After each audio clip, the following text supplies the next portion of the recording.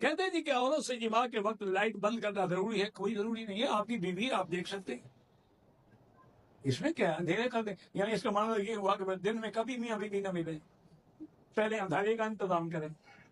پتہ نہیں کہاں سے لوگوں نے بدلے گھڑے ہوئے ہیں۔ کہتے ہیں جی عورت کو تیار کرنے کے لیے پہلے اس سے طلاق یا کوئی جنسی باتیں بالکل کرنی جائز ہیں، کیونکہ قرآن بھی یہی کہتا ہے۔ اللہ نے قرآن میں فرمایا ہے کہ یسألونک عن المحیض قل هو اذى فاعتزلوا النساء في المحیض ولا تقربوهن حتى يطهرن فاذا جب وہ پاک ہوئی فاتوهن من حيث امركم الله ان الله يحب التوابين ويحب المطهرين فاتوا حرثكم۔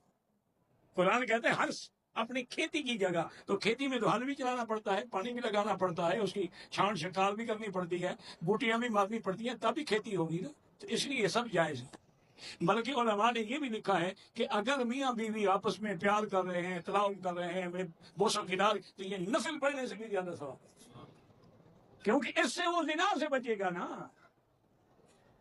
اور اگر محبت نہیں ہوگی تو وہ منہ کالا کرے گا، جہنم میں جائے گا۔